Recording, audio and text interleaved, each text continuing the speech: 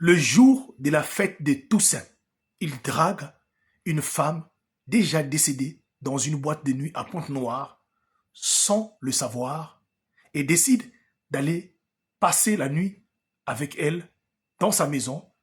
Au lever du soleil, cette dernière était devenue un cadavre allongé dans son propre lit, histoire mystique. Avant toute chose, j'aimerais vous dire, priez sans cesse et surtout de ne pas oublier que nous sommes dans un monde là où il y a plusieurs mondes. Alors, soyez prudents et surtout, faites attention. Voilà, il y a des années de cela, un jeune homme. Un jeune homme très beau, mais qui aimait souvent faire le boucan. Lui, c'était beaucoup plus les boîtes, les VIP, et chaque week-end, il n'en manquait pas. Et quand il partait fêter comme ça, il pouvait pas voir une femme passer devant lui. Alors, voilà, il est arrivé une période où il y avait la fête des Toussaint. C'était le 1er novembre, où les gens fêtent partout, alors vont déposer parfois les germes de fleurs dans des tombes de leurs proches qui ne sont plus vivants. Pendant ce jour-là, ce jeune homme, voilà, était avec ses proches, mais le soir décide donc d'aller passer la soirée dans une boîte de nuit à la base industrielle des Pointe-Noires, dans une boîte à l'époque qui s'appelait Selfie. Et là, il va là-bas, à cette époque-là, cette boîte-là régnait vraiment. Beaucoup de gens y partaient là-bas. Et il y avait du monde à ne pas vraiment. Chaque personne voulait partir là-bas. Et lui, il va là-bas, il va faire vraiment son paquet là-bas, passer la nuit là-bas. Pendant, la soirée, dans la boîte, alors il était pratiquement un peu sous.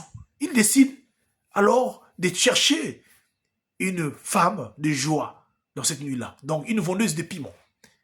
Alors très vite, il découvre qu'il y avait une jeune femme qui était là aussi, qui traînait, qui était seule.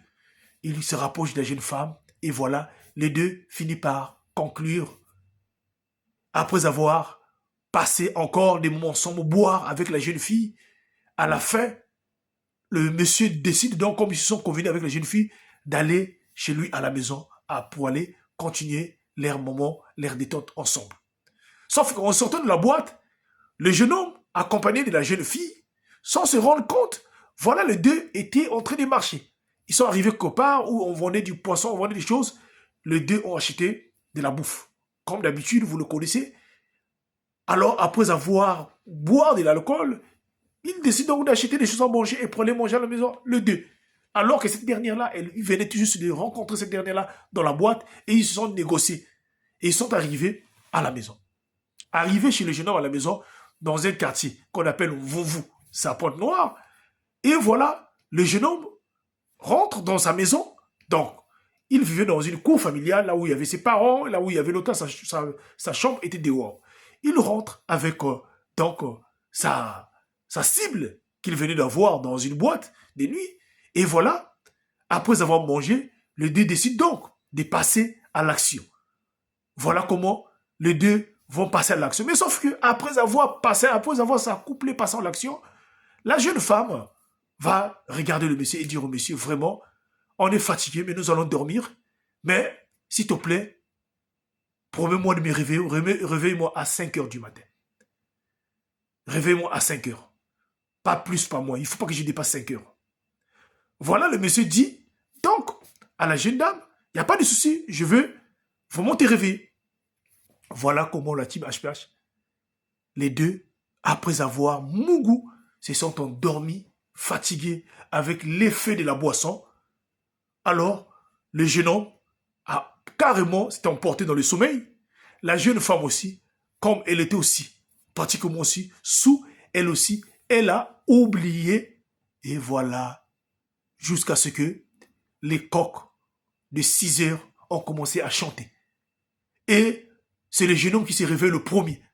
Quand le jeune homme se réveille le premier, là, le jeune homme se rend compte que dans son lit, il n'était plus la jeune femme sexy qui était rentrée avec elle la nuit, mais c'était un cadavre. Le jeune homme ne sait pas par quel courage qu'il est arrivé, par quel courage qu'il est animé. Il a voulu se paniquer pour crier, mais il a eu un courage, il est obligé de sortir de sa chambre, d'aller appeler sa maman. La parcelle, c'était une parcelle là où il y avait plein de personnes. Or, ce matin-là, lui, il devait aller au boulot. Mais il va appeler donc sa maman. Et quand s'il va appeler sa maman et dit à sa maman, explique à sa maman que non, j'ai un problème. Sa maman vient dans sa chambre et regarde aussi le même problème. Et c'est sa maman qui va lui dire de ne pas crier, sinon le monde, sinon le quartier et tout le monde viendront ici là et ça ne sera pas très bien pour toi. Donc, on décide donc de garder ça, on va gérer ça maintenant là. C'est là où la maman du jeune homme décide donc de dire au jeune homme, nous allons partir à l'église Saint-Christophe, qui est là toujours en vous là, pour aller voir le l'abbé, donc le prêtre, le l'abbé qui est là-bas, à Saint-Christophe.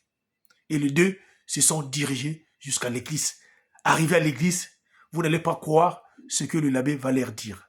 La suite sera à la deuxième partie, afin de comprendre comment ce cadavre-là a disparu et comment ça s'est passé. Histoire, la suite sera à la deuxième partie. Merci beaucoup.